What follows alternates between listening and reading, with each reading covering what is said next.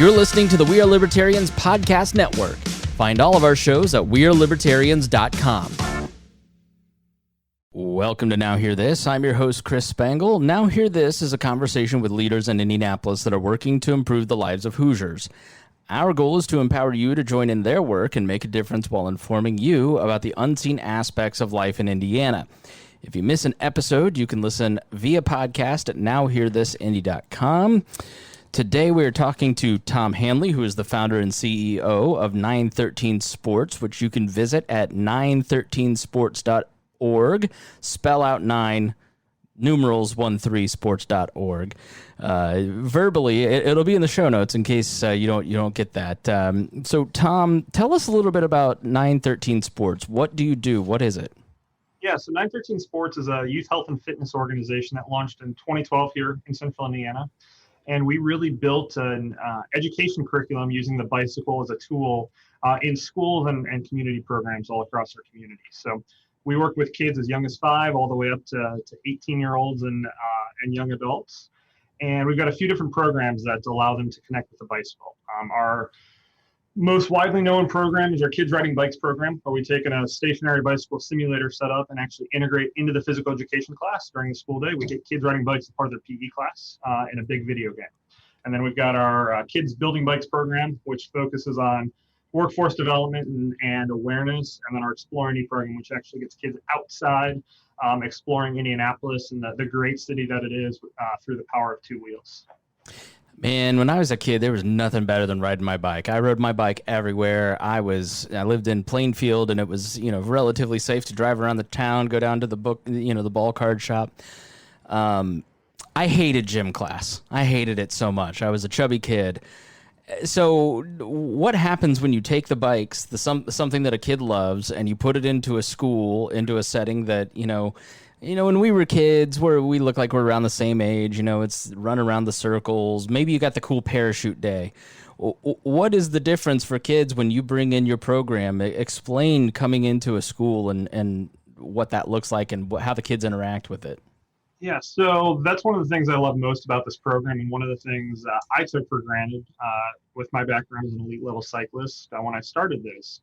The reality is that a lot of the kids we work with here in Marion County and across the 8 other counties we serve have never been on a bike before they come into the gymnasium and get on ours. In fact, about 10% of the kids at a new school we go to have never thrown their leg over a bicycle until we come in. And that's just as common in the urban setting as it is the rural setting.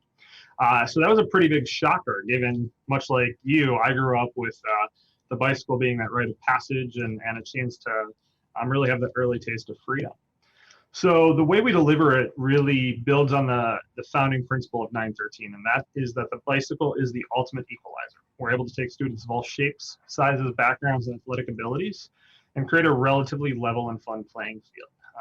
Basically, we sneak in the exercise part of what they're doing. It's a big video game, so as they pedal, they're pedaling with 7 of their classmates. We bring 8 bikes into a setup, and they're actually able to see themselves move across the screen. When they go uphill, the bikes actually increase in resistance. When they go downhill, they go faster. And they might do 3 or 4 courses along the way with this. So whether it's a student that has never been on a bike before or a student that just isn't the best at traditional ball sports, those are the students that just light up when they see the bicycle. And for a lot of them, it's a chance to push themselves athletically and physically in a way that they might not otherwise do. And that's why the PE teachers really took a liking to this program when I launched it. Was they were seeing the kids that were normally trying to sit in gym class on their iPad or do the minimum amount of work, and they physically wouldn't get off the bike. And if that's the biggest problem we have, is that the kid is loving it so much that they won't get off, then we knew we were onto something right early on. And it's been very fortunate to see this program grow from this crazy idea I had in 2012 to serving just about 60,000 kids in 2019. Wow. So when you go into a school and you have, I imagine, is a day, how do you get them moving after that single day? What are your follow-up programs? So, we come in and we'll typically come into a school for a full week, so we can work with every student in the PE class and in the rotation that they have. And what we do is really try to build on the great work that physical education teachers are doing, whether it is being one of their stations or part of their broader curriculum, really just laying that foundation and getting these kids excited and getting them to understand that the bike exists. It's not that a lot of them don't care about it. It's just that it's not something that's in their lives. Their parents aren't introducing it. So for a lot of them, we're just that first opportunity to engage with it. And that really led us to these other programs we've launched over the past couple of years. First, our Kids Building Bikes program is really designed to create opportunities for youth in a smaller, more boutique, deeper dive program. We work with 8 students twice per week for 4 weeks, about 16 hours of curriculum, in a big mobile bike shop. It's designed as an after-school program. We have a 48-foot trailer we built out as a bike shop. And so we're still able to go to the kids, go to their neighborhood, to their school, and work with them. And ultimately, over the course of that 4 weeks, they are learning how to work with their hands, work with tools, maintain a bicycle, everything from changing a flat to adjusting the gears and brakes. And the last 2 classes, they are actually unboxing and building their own brand new bicycle. And they have a helmet and a lock that upon successful completion, they get to take home with them. So now we're not just giving them a bike as a method of transportation and exploration in their neighborhood. We're getting them thinking about those early workforce development skills. Here's what I can do with a wrench. Here's what I can do with a screwdriver. Here are some of those career pathways that allow me to connect with the city and find a career that I might like as I get older. So a lot of it is just really opening them up to that. And then our Explore Indy program gets those kids outside. We do a lot of work with history teachers in middle school and high school, a lot of work with Indy parks where we actually have a family experience. And we're taking these kids and these adults out on the different greenways and pathways and the Monon Trail and the Cultural Trail, and helping them not understand just what great infrastructure it is, but ultimately the cool stories of Indianapolis that go with it, whether it's the history of Tomlinson Hall or why the circle is there as a monument and not the governor's house like it was supposed to be. Really helping create these true placemaking opportunities long term. Always like hearing new history buffs being created like myself when I was young. So you mentioned you were tell us about how you fell in love with the bike and how this program came about. Yeah, so I was an elite level cyclist in a previous life. It allowed me to travel all over the country and world and do a lot of really cool things, and ultimately brought me to Indianapolis. I was Midwest, born and raised, primarily Columbus, Ohio, but I was team captain at Marion University for their cycling program, and came to Indianapolis in 2004 when I was 17 years old for college and to pursue my cycling career. And never planned on staying in the city, but just absolutely fell in love with Indianapolis along the way. So that was my passion and really my connection to Two Wheels. And as things evolved, in June of 2010, when I was 23 years old, I was in an automobile accident. I actually walked away with 2 broken vertebrae and a brain injury.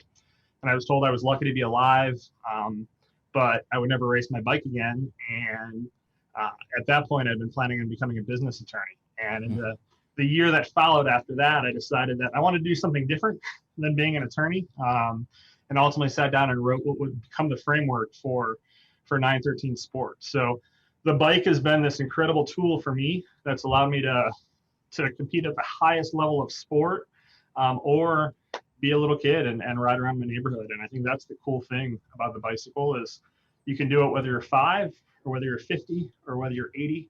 And you can do it for fitness or transportation or fun or competition. And there's not many things out there that are that lifelong type of endeavor with all of that versatility. So, no nonprofit has been spared the impact of the coronavirus pandemic. And I imagine a nonprofit that goes and visits schools primarily has been especially hard hit and has tried to figure out some new plans. So what are you doing in response to this to continue reaching out to kids? Yeah, so in March, just like everybody else, whether it's a business or an individual, our world changed drastically and pretty much overnight. And we went from being in 3 or 4 schools a day simultaneously with our program operations to watching schools shut down overnight. And much like any other small business, we had to figure out what do we do. And we've been through a lot of scary times as an organization. A small, scrappy startup, nonprofit. You learn to weather a lot of storms, but this was a pretty big one. So we sent our staff on an extended spring break, and really, as I watched most of my staff walk out the door on that Friday, March 20th, I didn't think a lot of them would be back. There just was no real path forward for knowing that schools were going to be shut down for at least the rest of the school year. The relationships we had built were strong, but what do you do when everything you've designed a whole company around goes away? And so after about 48 hours of feeling really sorry for myself, I spent the weekend kind of holed up in my house and threw myself a good pity party. And I stepped back and evaluated what we had that was an asset and what we could do. And it was a pretty short list. We had vans, we had trucks and trailers, we had 11 incredible staff that were passionate about serving the city and that I really wanted to keep employed. And we had a warehouse on West 29th Street here in the near Northwest neighborhood we moved into 18 months ago. So through all of that, we really kind of just threw darts against the wall and tried to figure out where we'd land. And we reached out to some community partners and friends of ours and said, we have these assets. How can they be used? And we were very quickly connected to the mayor's office, who we do a lot of work with, and then Gleaners Food Bank and Second Helpings. And in the space of just a couple days after that initial email, we were actually picking up our first food from Gleaners out by the airport and helping move it to a community pantry that didn't have a vehicle large enough to be able to haul the skids of the pallets of food that they needed for their own distribution. And very organically and somewhat seamlessly, we went from an organization that was taking bikes into schools to building 2 new programs in the space of just a few days, that community bulk food delivery for other agencies. And then the mayor's office approached us about helping run a new logistics program they wanted to launch that focused on being able to deliver food from Gleaners and Second Helpings directly to residents in Marion County that couldn't seek access to a food pantry. So they might have been COVID positive, they were high risk, elderly, pregnant, immunocompromised, they didn't have transportation. And we built a brand new program that launched just a week after, where we're actually taking food directly to residents in Indianapolis that need it. And that's such an interesting aspect. I just didn't even consider that, let's say you tested positive for it and you needed to go to a food bank, you couldn't. If there's anybody listening out there who knows someone, how can they sign up with your program or get in touch with you? Yeah, so in this partnership with these great community partners, Indy Hunger Network is the screening process, and it's a very simple screening process. If you call, you're going to be able to get food. And so that number is 317-742-9111. Very simple process, and Indy Hunger Network staff member will circle back as soon as they can. And we're typically getting food to the doorstep of an individual that calls no longer than 48 hours and most often within 24 hours, Monday through Friday. Very good. And I understand that in terms of the bike building too, you actually are now inviting people to come to you. Yeah, so we're in this beautiful old building that we've reclaimed and repurposed over the past couple of years on West 29th Street. And when we moved in, we had a sliver of it, and we quickly saw a bigger demand for our kids building bikes program than we anticipated, which is an awesome problem to have. So earlier this year, right before COVID took over, we had actually expanded our footprint and began build out of a classroom so we can actually host programming here and not just be relying on going to schools and community centers. And while we put a temporary pause on that when we were figuring out what COVID was going to look like for us, we restarted that construction process in June, and we're anticipating having this classroom space opened up to the community here by the middle of September. That's fantastic. And if somebody wants to get involved in that, how should they get involved?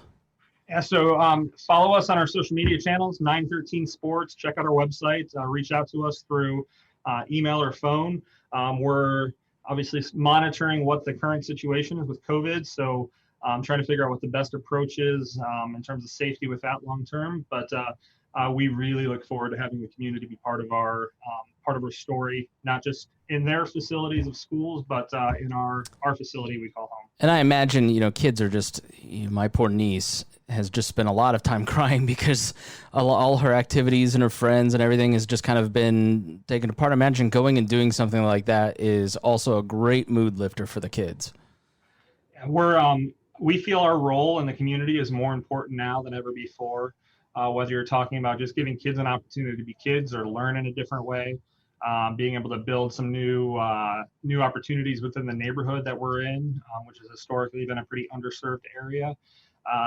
We're really excited to be able to play this dual role of not only getting kids riding bikes and building bikes, but to be able to be a resource in the community for this food delivery for as long as the community needs it. Tom Hanley, who is the founder and CEO of 913sports, thank you so much for joining me. Thank you, Chris. Appreciate it. And if you want to get in touch with them, their website is 13sports.org. That will be in the show notes if you want to grab it there. Thank you so much for listening to Now Hear This. I'm your host, Chris Spangle. If you missed any portion of our program, you can listen on our website, nowhearthisindy.com. If you'd like to have your organization featured on the show, please contact Gabby at 317-475-7407 or via the contact page on our website. Thanks for listening, and we will be back again next weekend with Now Hear This. Confused about the news? If you want to sound smarter when talking with your friends, our mission at the We Are Libertarians podcast network is to inform you about the world in an independent and irreverent way. We take current events far more seriously than we take ourselves. Get all 9 of our shows at wearelibertarians.com or in any podcast app by searching for We Are Libertarians.